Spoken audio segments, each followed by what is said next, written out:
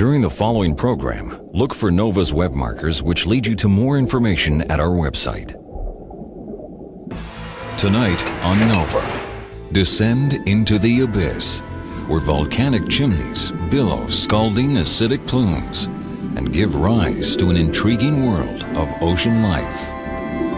Is the key to life's origins locked inside their fiery cores? A team of explorers tests the limits of ocean engineering to bring these towering monoliths to the surface. Will they succeed? Volcanoes of the Deep.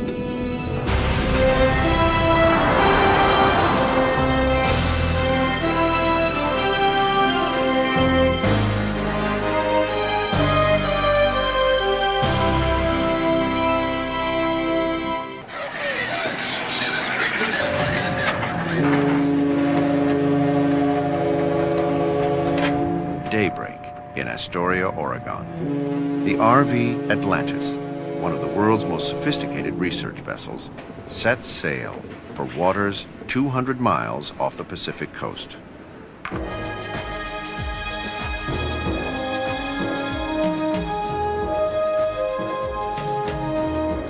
A team from the American Museum of Natural History and the University of Washington is launching this expedition to attempt a daring feat of engineering on the sea floor, 1.5 miles down.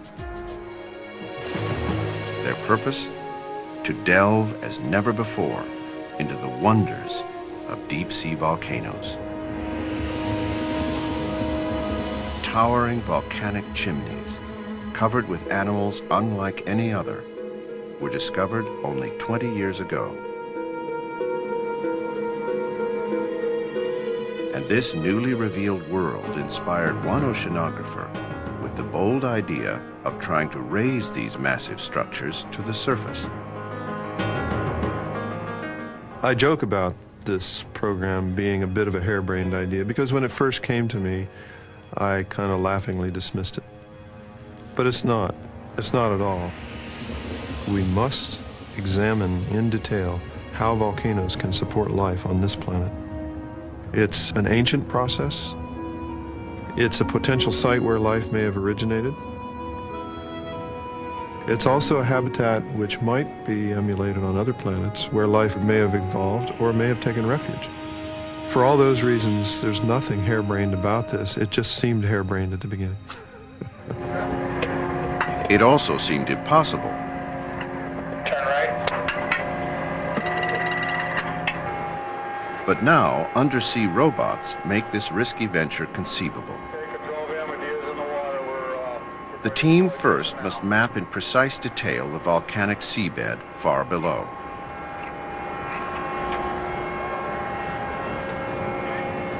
A robotic submersible called Jason will be their electronic eyes.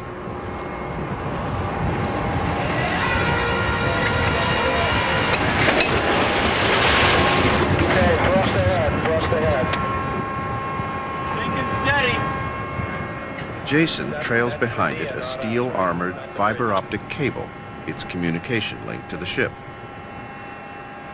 As the cable reels out, the ship must hold completely stationary.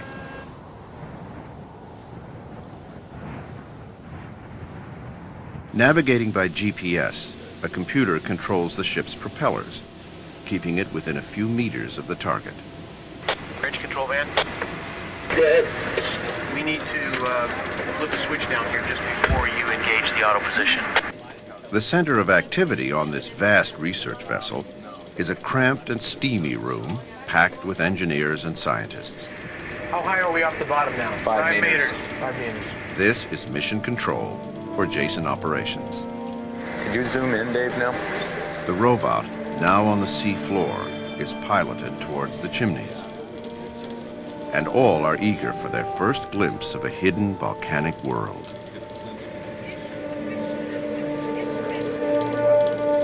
Rat tail. Jason's lights illuminate only about 30 feet ahead in these pitch-black waters. They fly the robot toward a billowing plume venting from the sea floor. Its smoke-like appearance comes from mineral particles in the scalding fluid. The current's pretty stiff. They're tempted to move in for a closer look, but these black smokers reach over 700 degrees Fahrenheit, hot enough to melt lead. This side is more active because look, it's all covered with lipids here. Some of these chimneys tower as high as 15-story buildings.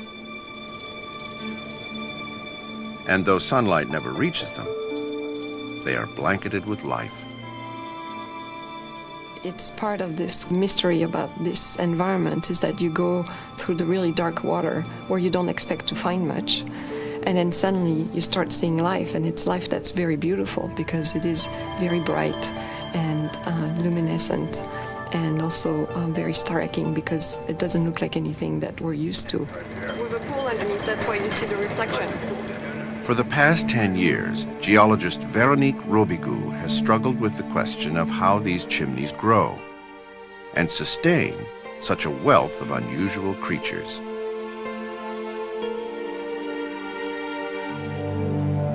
The birth of a chimney starts when molten rock far below the seabed heats up water circulating through the cracks. The hot water rises, carrying dissolved metals, such as iron, copper, and zinc, from deep within the crust. When this hot, acidic fluid hits near freezing seawater, the metals come out of solution to form the rocky walls of the chimney.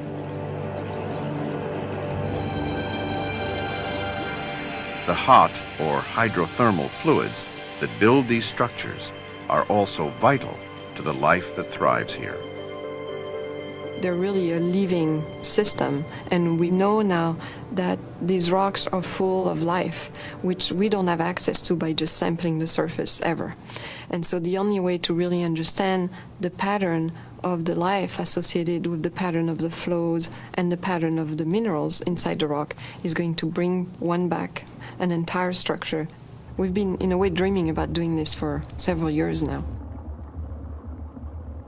An intense curiosity has driven these scientists to pursue a more hands-on approach to explore this living system. The kinds of studies that we need to be able to do with the samples cannot be done on the seafloor. We need to look inside. This is the circulatory system of this living ecological community, and to understand it, we can't simply sit on the seafloor and watch it. But to haul a massive chimney up from the sea floor, the engineers first must know what they are grappling with. These 2D video images won't be enough. As night falls, the team prepares to try a cutting-edge technology. They want to create 3D maps of the structures, accurate to within centimeters. To generate maps in such detail, the robot Jason must hover like a hummingbird and move precisely around the chimneys. At each new position, Jason will take pictures that a computer will later compile in 3D. Pinpointing Jason's exact location is critical and requires navigation beacons called transponders that send acoustic signals to guide the robot.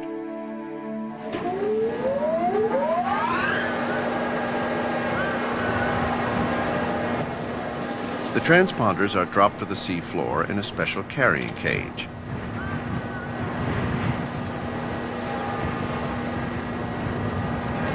It's now 4 a.m., but on a ship that never sleeps, operations run night and day.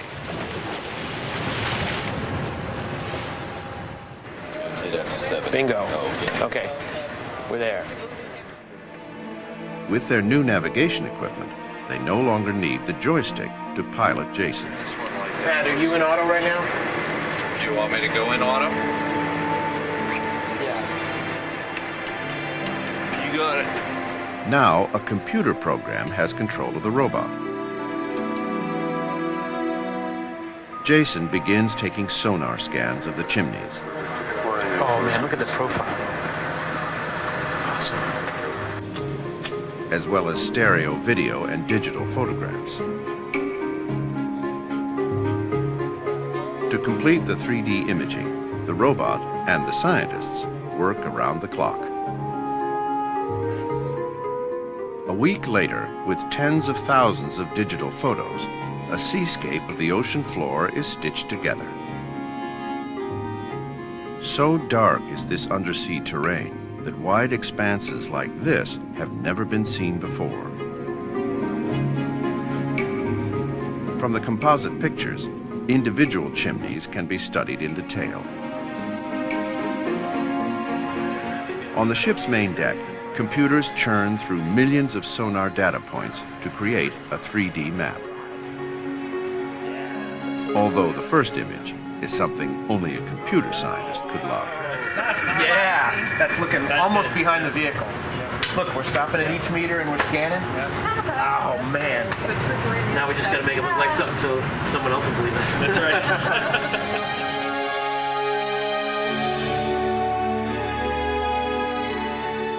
These are the most detailed maps ever made of the ocean bottom. The result of nearly 2 weeks of deep-sea imaging and countless hours of data crunching. With this virtual sea floor in 3D, the team can now plan their recovery of the chimneys. They've illuminated at least one small part of the deep ocean. The site they've mapped in the North Pacific is part of the longest geological structure on Earth, a deep-sea mountain range over 46,000 miles long, known as the Mid-Ocean Ridge System. It stretches around the planet like the seams on a baseball and marks where the great plates of the Earth's crust are spreading apart. All along this vast network, volcanic eruptions give birth to new ocean floor.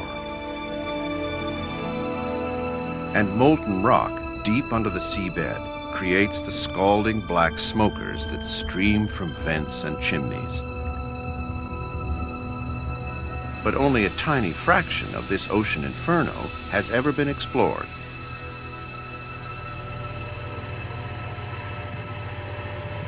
Now, deep-sea technology makes it possible to reach this frontier. And with the chimneys mapped, the scientists on board are eager to visit them in person, to pursue the mystery of how life flourishes in this volcanic world. Bridge, Fantail, we're ready to go when you give the word. They'll travel to the depths in a submersible called Alvin.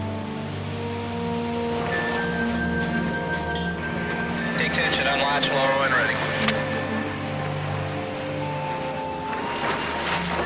On the sea floor, each square foot of its titanium hull can withstand over 700 tons of pressure.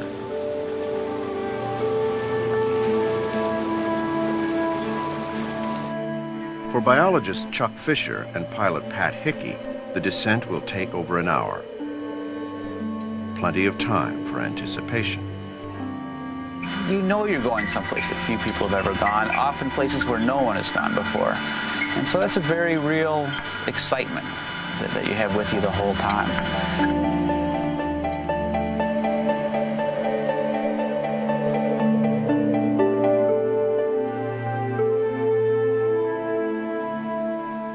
Through Alvin's porthole, the aqua of the surface waters soon shifts to indigo and then to inky black. Atlantis Alvin on the bottom, 2212 meters. When we get onto the ocean floor in the places where I study, it is a very strange environment. The plates that make up the surface of the Earth are spreading apart. Hot water is belching from the ocean bottom at 350 degrees centigrade plus, and the geography of that terrain is just astounding. It really looks more like what one would expect to see on another planet than what one would expect to see on the Earth. And this alien world is full of surprises. Passed over a big old spider crab. The deep sea floor was long considered a barren desert. Yet as Chuck and Pat steer toward the hot vents, the critter count increases. If you look out your window, you will see a great big skate coming in to look back at you in your window. Very cool. But how could life exist down here in the cold and eternal darkness?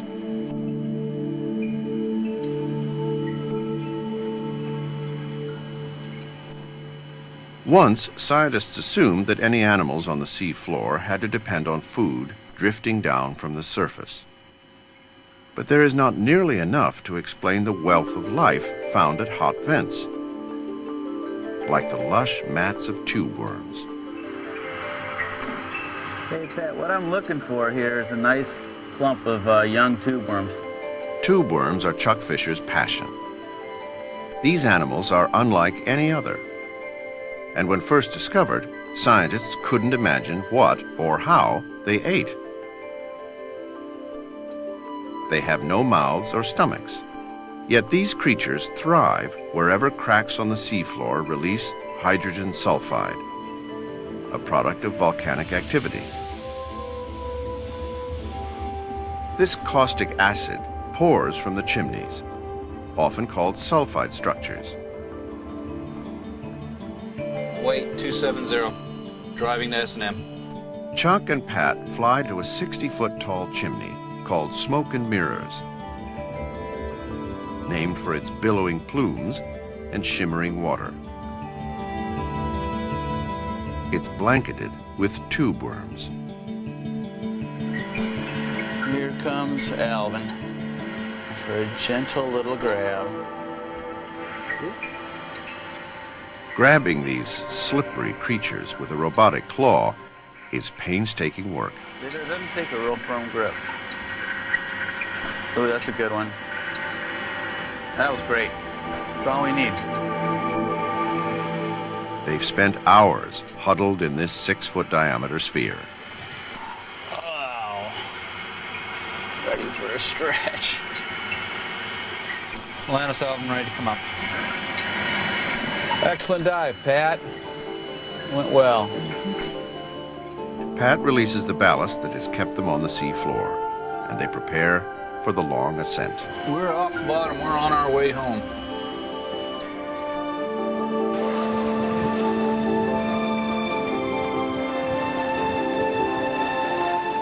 The dangers of the open sea make the mission to recover a black smoker chimney all the more daunting.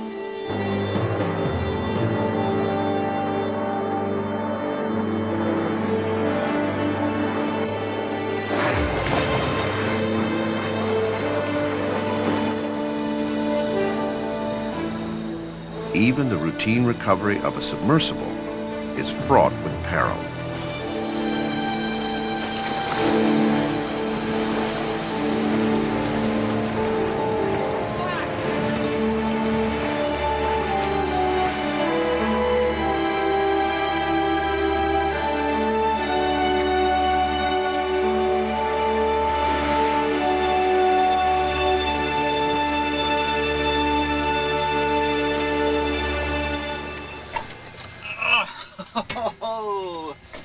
Yes. As Chuck frees himself from the confines of the sub, his students tend to the tube worms. Thank you. To keep them alive at the surface, the tube worms are rushed to a refrigerated room. Amazing creatures. But the key to how they survive at all lies under the microscope. These worms harbor inside their bodies a remarkable source of food: tiny, single-celled bacteria. These microbes are able to produce food using hydrogen sulfide and other chemicals that flow around the chimneys. Each microbe is invisible to the naked eye, but when billions clump together, they appear like cottony webs draping the sea floor. As plants at the surface use the energy of sunlight, these microbes use energy stored in chemicals to grow and multiply. supplying food to other creatures.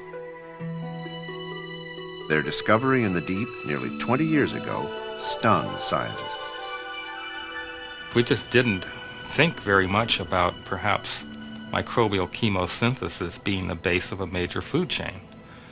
We're still very much biased towards photosynthesis being the primary producers, and from there leading to higher animals. So that was a big surprise. I just don't think it could have been predicted based on what we knew. And it's still a big surprise today to think that animals have co-evolved with microorganisms with that kind of abundance and that kind of density is still pretty awesome. The larger creatures in this world either live off microbes within their bodies or prey on one another. Giant spider crabs, snails and sea stars, the fish and the octopus, all are ultimately dependent on tiny, single-celled organisms and the volcanic fluids that flow from the rocks. This is a world where the energy for life springs not from the sun, but from the geothermal forces of the Earth itself. As a biologist, I have no doubt in my mind whatsoever that the geology is the driver for the biology.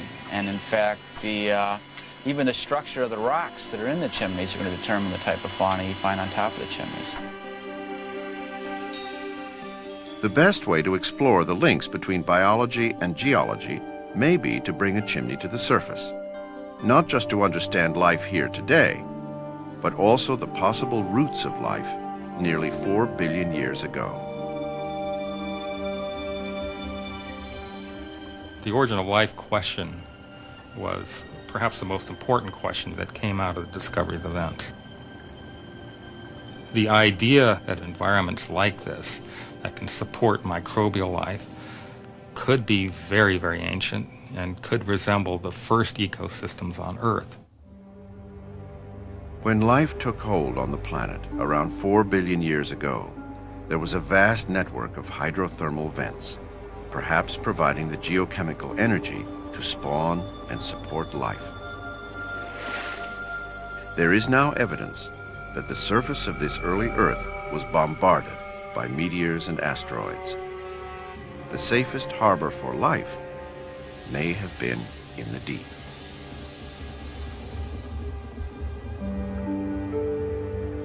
The geology and chemistry of the vents have changed little in billions of years. Scientists have shown that the combination of high pressure and minerals found here can produce ammonia, an essential building block of life. And by delving inside a chimney, they may find clues to how life itself originated. I think there is a very, very high probability of finding life forms that still retain genetic characteristics of some of the earliest life forms to evolve on Earth. And so from that perspective, it's a hunt. It's a hunt for what I would call genetic fossils and trying to find habitats that really are mimicking larger scale environments that may have occurred several billion years ago. The kind of study that we want to accomplish with the recovery of large sulfide structures from the sea floor is to reach back into those conditions and see if we can understand what the physics and the chemistry might tell us about that early environment in which life evolved. With the mapping and reconnaissance of the chimneys complete, the team must now prepare for its next and more daunting mission.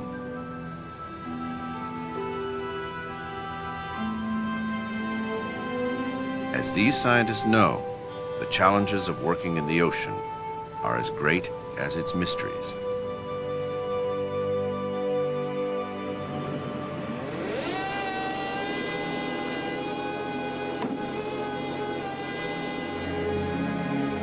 Here on Vancouver Island, preparations for the recovery mission move into high gear.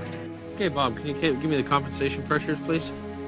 The engineers are tackling the tricky problem of how to detach black smoker chimneys from the sea floor. Today, they're testing a Stanley underwater chainsaw fitted with diamond-studded teeth. It will be operated by a robot called Ropos. Yeah, you can cut anywhere from this point up. Okay. But nothing they do here can anticipate all the problems they'll face with volcanic chimneys. These structures have always had hot water pouring through them, and we're not sure at this point what's going to happen. We could get the saw blade in there and open up a new passage for the water to come out, so the hot water could start squirting out around the saw blade and back towards the vehicle. It's definitely a concern. Okay, retract. Even worse, the blade could get trapped.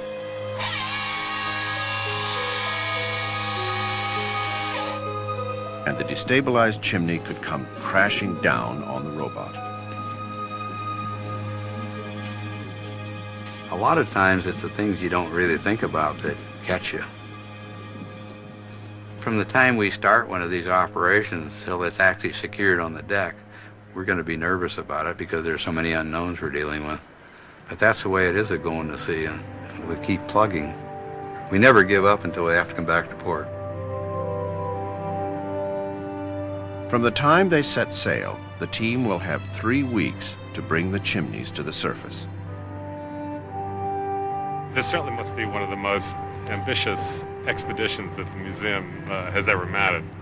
And also there's an element of risk in this. In fact, there's a great element of risk. And perhaps that's one of the fun things about expeditions, is that you don't actually ever know if you're going to get what you set out to get.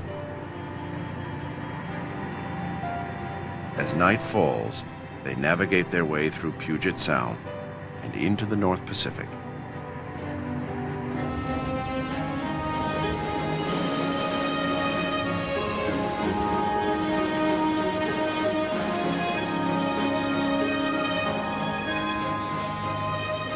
It's been nearly a year since the team last visited these waters and the volcanic ridge far below.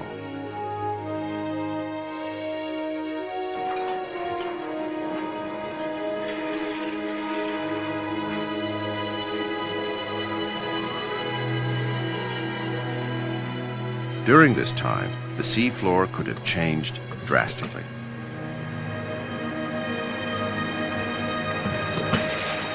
They launch Ropos on this first critical dive, not knowing for certain what they'll encounter 1.5 miles down. Okay, we're still above the bottom, but the vehicle's left the cage and we're just maneuvering around, and we'll be descending to the bottom shortly. Okay, roger that.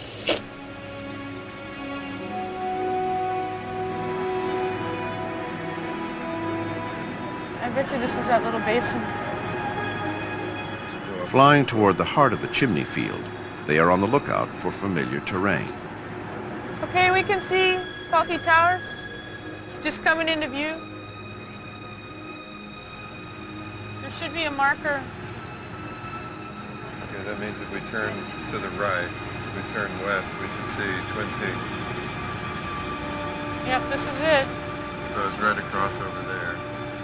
There's a marker. Keep going, you'll get... They left markers to guide them back to the chimneys they selected last year. Their detailed maps tell them what these targets should look like. But until they find them, the team can't be sure that the chimneys they plan to recover are still standing. Okay, check this one here. The dynamic world of deep-sea volcanoes is prone to change. They will never forget the sobering lesson they learned a few years ago from a monstrous chimney called Godzilla. When first sighted, this chimney rose over 140 feet, a skyscraper on the sea floor. But when geologist Veronique Robigoux went back to visit Godzilla, she was in for a shock. When we arrived at Godzilla, it just didn't look like Godzilla anymore. This magnificent tower that actually looked like a gigantic mushroom didn't look like a mushroom anymore. It just looked like a stump. So I knew something catastrophic had happened in the area. I just didn't want it to be Godzilla falling over. Then it became really exciting because then we started thinking, so what happened? How can we explain this? The most likely explanation was an earthquake. The top-heavy Godzilla was toppled by one of the many tremors along this active volcanic ridge. But then, the giant rose again. Just a year after Godzilla's fall, it was covered with life and had grown new spires nearly 15 feet high. If Godzilla could rise and fall this fast, what about the chimneys they plan to recover? So it's about 1 meter wide? Yeah. Those are big. 2 of the structures, at least, are still upright. But they may have grown unwieldy. We're going to put the hoop over 1 to 2 of the structures and measure them. It'll be Fang and Fin, F-I-N-N. Rotate that way. This metal hoop will gauge the chimney's size. Now, come left some more. Keith needs a gentle touch with the joystick. Hooping the structure is like threading a needle, 1.5 miles down. Here, Fang. One wrong move could damage the chimney. Fang hasn't changed at all. That's it. It's as far as we thought we'd get, isn't it? So you happy with that, Lee? Very good, Bob. While only a first step, hooping Fang is a huge relief. We've got an awful lot of room around here. Yeah. The team's other targets also look good. A hot black smoker known as Fin. A larger structure called Gwenin, blanketed with animals. And a 4th chimney, Rowan, named for a Celtic spirit of the sea.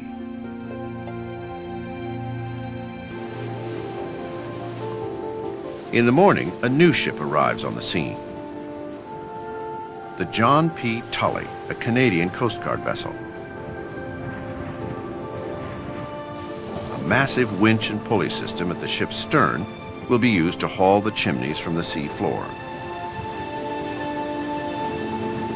The Tully's transit from Vancouver Island has been rough. Ferrying people and equipment from ship to ship will be even rougher.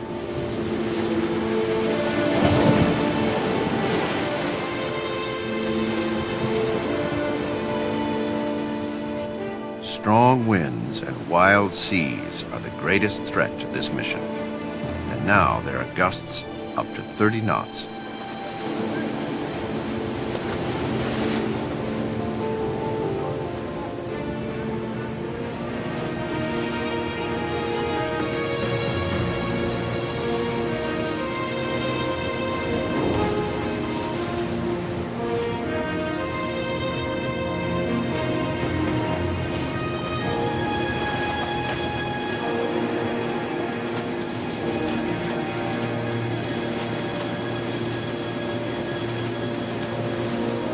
Engineer Vern Miller makes it safely on board.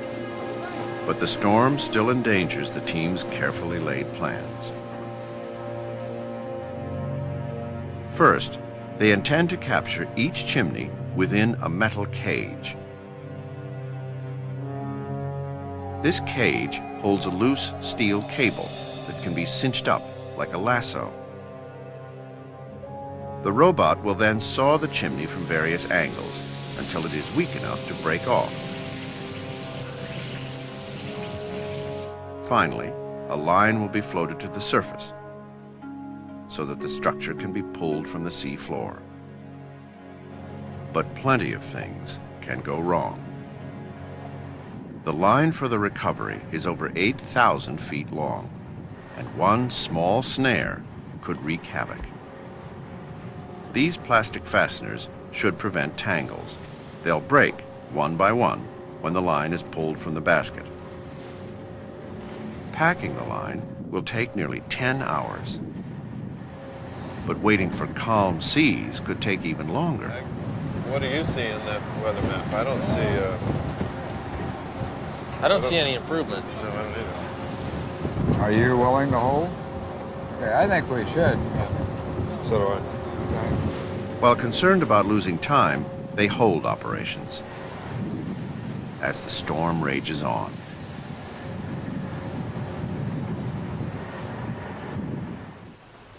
Two nights pass, and the winds are still threatening.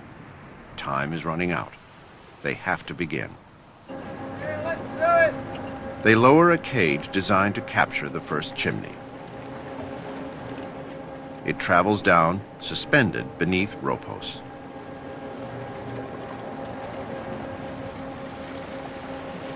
The engineers keep careful watch, fearful that in the rough seas their delicate equipment could crash into the ship.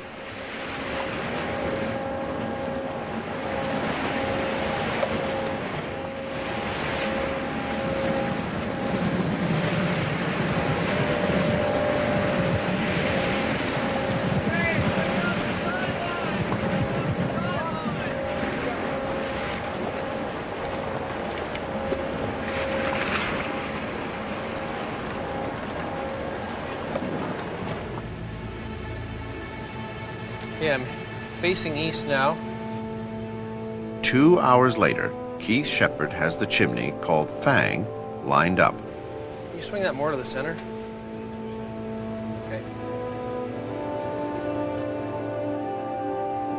Nothing like a challenge, eh?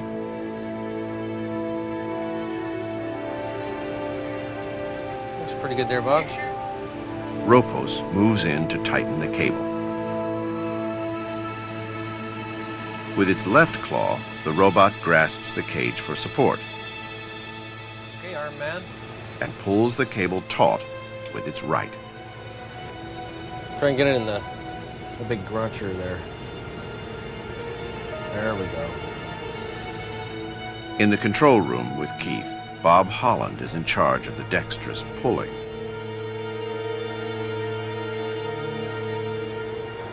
Rotate, rotate, rotate. Good.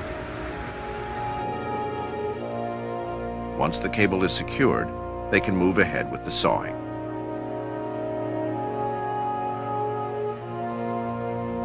But a final tug brings a surprise. Okay, Bob, can you swing? Oh, shit. A crack appears along what seems to be a natural fracture. We knew it would happen. I knew it. So, I mean, Not a year ago you didn't. Say what you want now. All right. I feared that it would happen, put it that way. That was not that was a natural looking fracture. I think you could have picked it out. I mean, it's hard to tell that. Well, I can see one here, see? The chimney may now be unstable. They gingerly tighten the cable to keep Fang together and prepare to plunge their chainsaw directly into the brittle structure.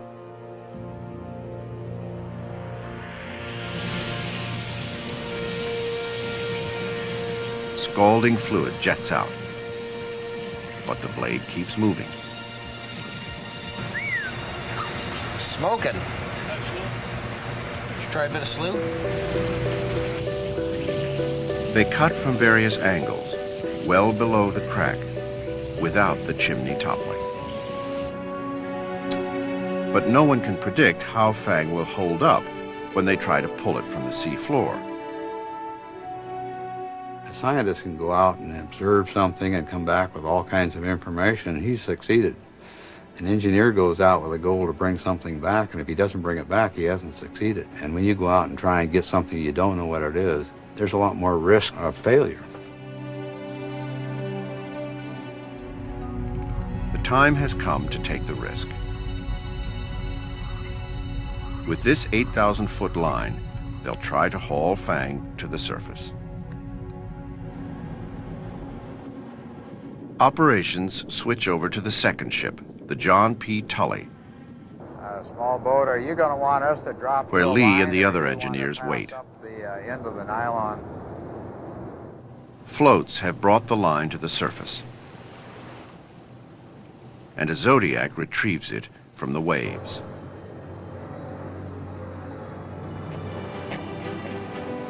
The engineers make certain that the line is free of snares as it is threaded over the A-frame and through the heavy winch. We're just about on top of the spot now. He's just going to kick his stern to starboard. The span of the ship is now about 70 meters southwest of the target. Well, that's a good position if you can hold it, and our line angle is perfect. Roger.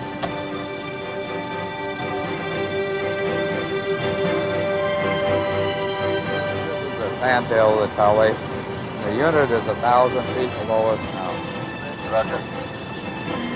For nearly an hour, they reel the line in, anxious to see what lies at the other end. Bridge is the fantail. We have it right at the water surface here. Bridge, Roger.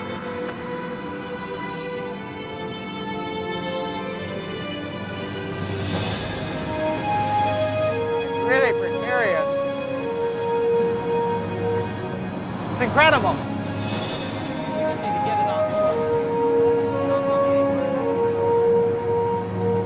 The crack in the chimney is now a clean break.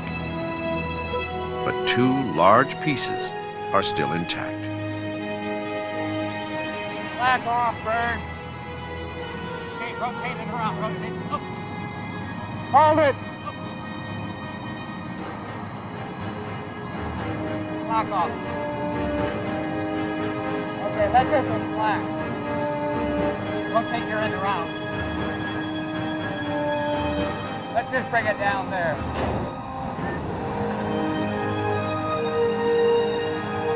Incredible, this is so neat. So neat. I know, so neat. I feel elated that we got something. It broke just about where we wanted, amazingly. This is where we were really trying to cut it, pretty much. What more can you say? We have the rock aboard. It's in 3 sections, starting from the base up. We just lost the top piece. Roger that. I'll pass that on to John. He can't wait. He's got to get over there. So you'll be seeing him shortly there. What struck John Delaney a decade ago as a wild and impossible feat now is becoming a reality.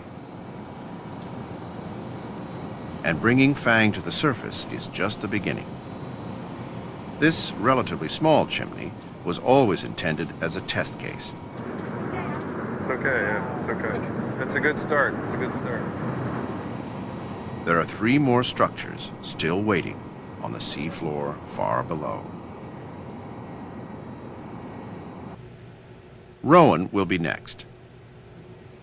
Like Fang, this chimney is riddled with natural fractures. Could be, yeah, they could be at the bottom. I mean, that's where, yeah, there's definitely a natural. One large fracture line inspires John with a bold thought. Why not forego the sawing and simply lasso and pull on the chimney, assuming it will break at the ideal spot? But not everyone is keen on the idea. The debate is whether there's actually a fracture zone there in the right area that will let go, and I think my point is that if we put a cut, it can't hurt anything. But Lee concedes to John's plan to do no sawing at all. The hope is that this will save precious time lost to weather delays. The wisdom of the plan will soon be measured. If Rowan remains stuck to the sea floor, the tension on their heavy winch will rise.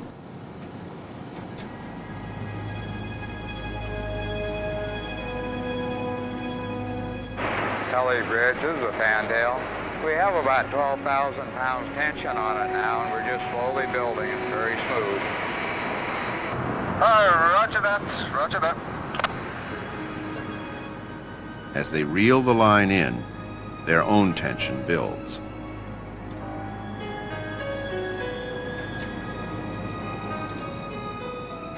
We're going to stop at 20,000 pounds. And if it doesn't break, I don't know. Have to wait. the chimney is still anchored to the sea floor, and the tension on the line is nearly enough to rip their heavy equipment from the deck.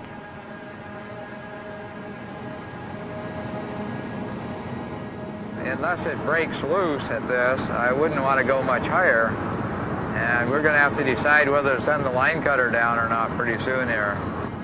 Roger that. While it means a major setback, Lee is prepared to cut the line and start over. At the load we're at right now, if it was a free-hanging rock down there, it'd be too heavy to bring aboard. We'd go over the 30,000 pound type of thing. And it just broke.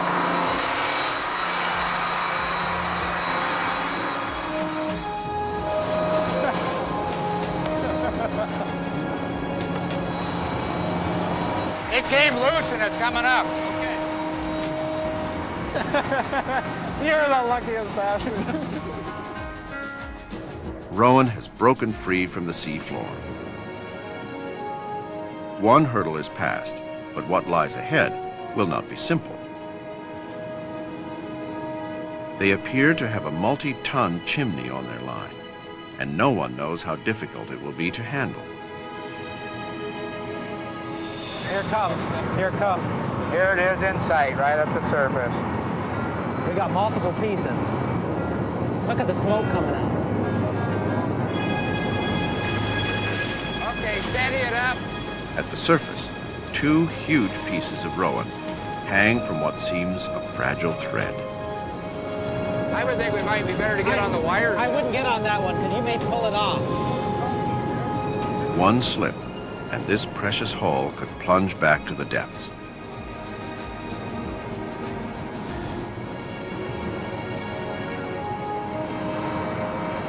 Okay, let's get the next one and steady into the top here. And that's not all that could go wrong. Okay. You want to do the same thing on the other side? My greatest fear is hurting somebody or killing somebody, and it's a very strong potential if you get this rock swinging on the deck. Okay, just play it easy there. You can think of a wrecking ball, and you're trying to control it and get it onto the ship and secure it down. Now they must handle two swinging rocks at once. Okay.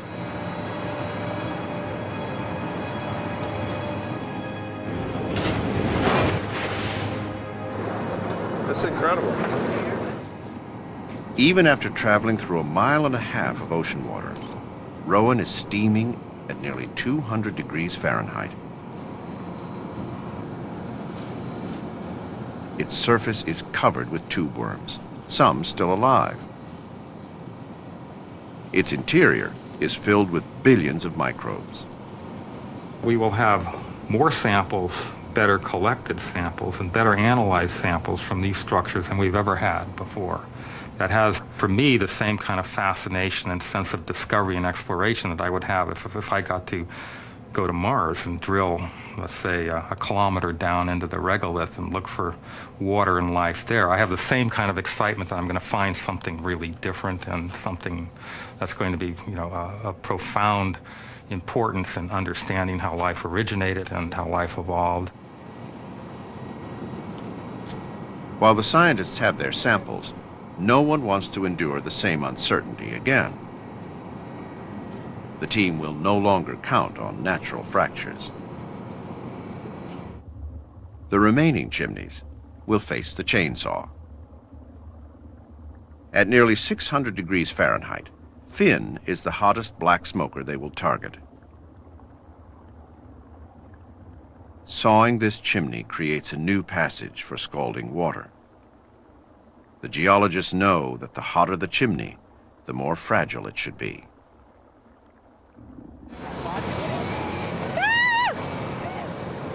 At the surface, Finn's delicate nature becomes apparent.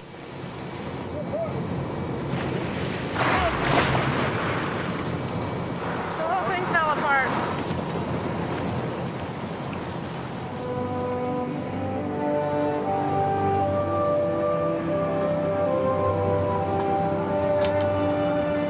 What they fear as a heartbreaking loss turns out to be less grave. They've still recovered 2/3 of the structure and now have a window to its interior. Boy, look at that channel. That is amazing. The pieces, glittering with chalcopyrite, also known as fool's gold, are scientific treasures. They hold precious information about the geology and chemistry that supports life in the deep.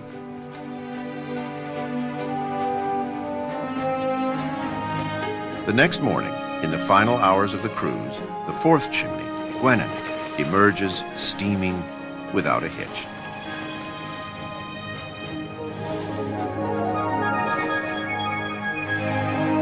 She is blanketed and filled with life.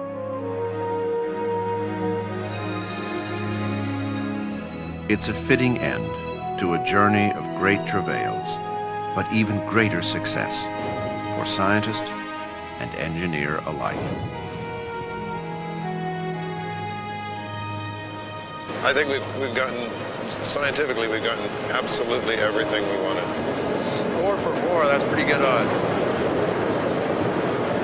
Yeah. And I know why we succeeded, too.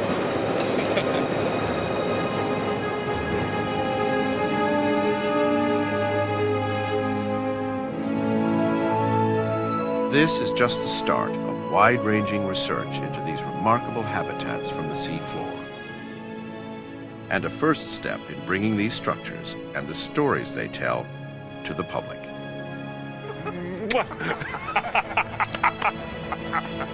Well, we did it.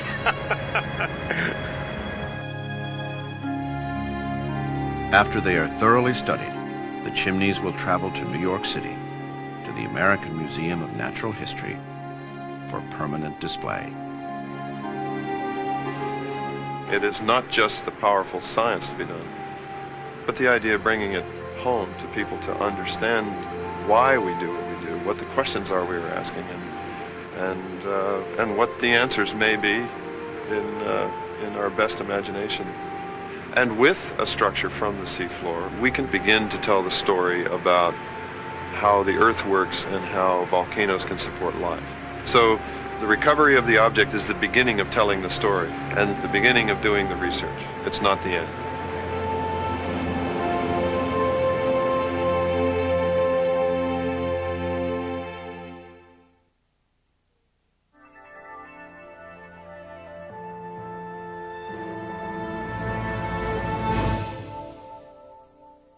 Take your own dive into the abyss. Journey a mile down and marvel at what swims past your porthole on NOVA's website.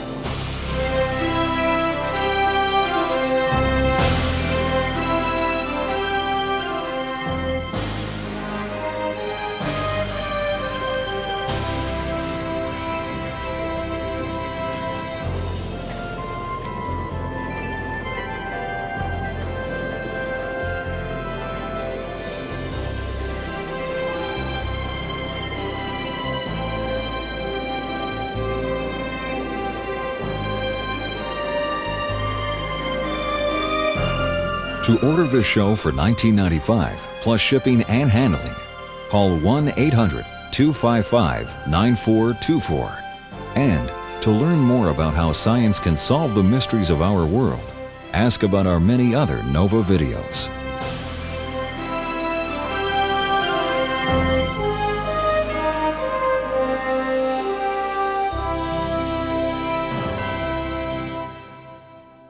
NOVA is a production of WGBH Boston.